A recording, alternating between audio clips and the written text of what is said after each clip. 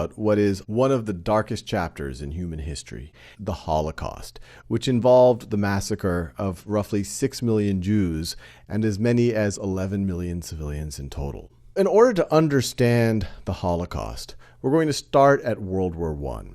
Even prior to World War I, there were massacres, especially of Jews, in places like the Russian Empire. The term pogrom is a Russian word meaning these violent riots or attacks on people for their ethnicity. And there were several through the 19th century, but they go back even before that word was coined, as early as the First Crusades. Famously in the Rhineland, many of the Jewish people were killed and attacked.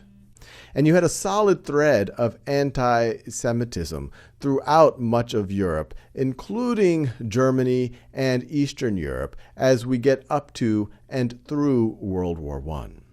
Now, as we've talked about in other videos, the Central Powers lose World War I, and the Treaty of Versailles places a lot of the blame on Germany. The national pride of Germany has been shattered. They have lost this war. They have lost territory. Their economy is in shambles. They're paying reparations. And it is in that context that the National Socialist Party forms officially in 1920, coming out of the German Workers' Party. They focused on ideas of national identity, and from the start were against ethnic groups, blaming their problems, including the loss of World War I, often on these ethnic groups. In 1921, Hitler, who had fought during World War I, and based on some of his writings seemed to have found a lot of meaning during the war, he becomes the National Socialist Party leader. National Socialist, it gets abbreviated as Nazi, National Socialist Party, Nazi Party. In 1923, Hitler tries to begin an overthrow of the government. But his putsch, his coup is unsuccessful, and he is imprisoned. And it is while in prison that he writes down his belief system that eventually gets published upon his release in 1925 under the title Mein Kampf, which can be translated as My Struggle or My Battle. This is just an excerpt from Mein Kampf. If we pass all the causes of the German collapse in review, the ultimate and most decisive remains the failure to recognize the racial problem and especially the Jewish menace. The defeats on the battlefield in August 1918, so he's referring to the end of World War I, would have been child's play to bear. They stood in no proportion to the victories of our people. It was not they that caused our downfall. No, it was brought about by that power which prepared these defeats by systematically over many decades robbing our people of the political and moral instincts and forces which alone make nations capable and hence worthy of existence. He's blaming Germany's defeat in World War I on a relatively small ethnic group. So as you can see, a very twisted mind, very twisted thinking. The lost purity of the blood alone destroys inner happiness forever. So he's very caught up with these ideas of purity, plunges man into the abyss for all time, and the consequences can never more be eliminated from body and spirit. Over time, what starts off as this fringe leader of a fringe party, as we go into the 20s and as the German economy gets even worse and there's hyperinflation, more and more people start to throw their support behind these extremists. And as we go into the 30s, the National Socialist Party is actually able to get reasonable representation in the German parliament. And in 1933, the president of Germany appoints Hitler to be chancellor, which is equivalent of being prime minister, despite the Nazis not having a majority in parliament. This is the official beginning of what the Nazis will call the Third Reich. Reich translates as realm. They considered the First Reich to be the Holy Roman Empire. They refer to the Second Reich as the German Empire after the Holy Roman Empire up and through World War I. They don't consider the Weimar Republic, which they hate the Third Reich. They consider that the Interim Reich, and they consider themselves the Third Reich, the heir to the German Empire and the Holy Roman Empire. Once Hitler and the Nazis get power, they really get a stranglehold on it. They start persecuting their political opponents both outside the party and inside the party. And they also start to take action on these twisted ideas Hitler expressed in Mein Kampf. In 1935, they are able to pass the Nuremberg Laws, which strips German Jews of their citizenship. It forbids intermarrying between non-Jewish Germans and Jews. This is only one of many steps that will continue to demean the rights of Jews inside of Germany. In 1938, you have what is known as Kristallnacht, or the Night of Broken Glass. Hundreds of synagogues are burned. Thousands of Jewish businesses are destroyed, and many Jews are killed in that night.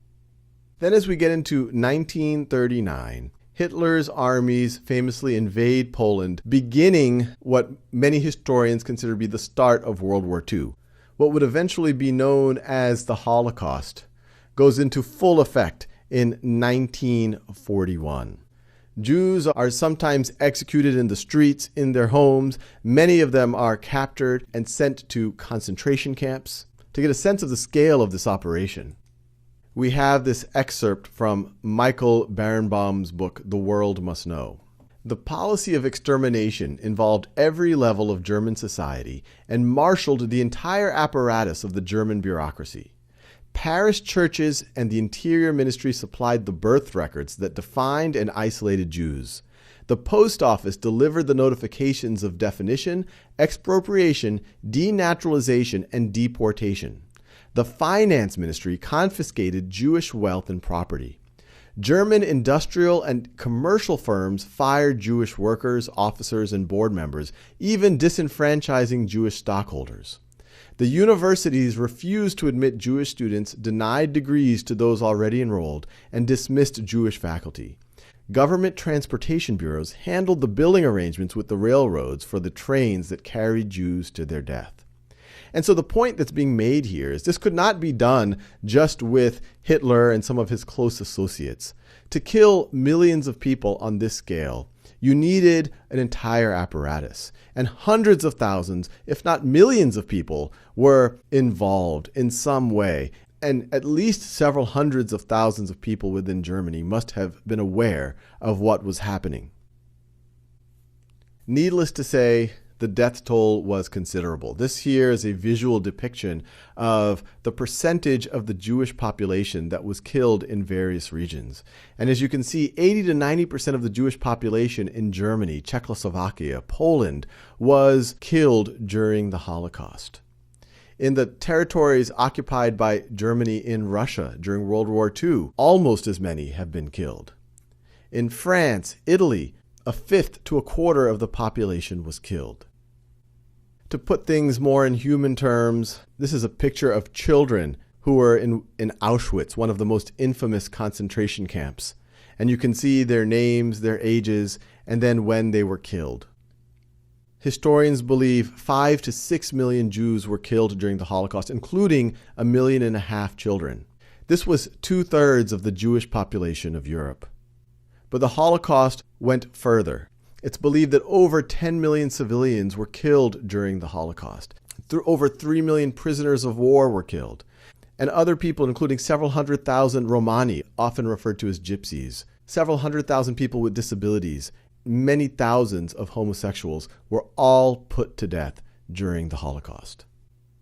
Now, we've covered a lot of world history, and a lot of it, unfortunately, has a lot of death, a lot of destruction, and sometimes targeting people for their ethnicity.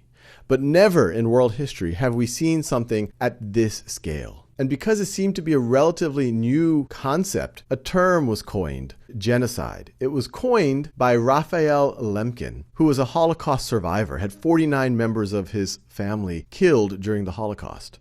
And it means killing of a people. Geno coming from a people or a family, and side, killing. But maybe even more interesting than the word definition itself is thinking about why this actually happened, and maybe even more importantly, how society can avoid it. I'll leave you with that question. What do you think was the reason why this happened? And do you think we have a risk of that happening in the future? And how can we prevent it?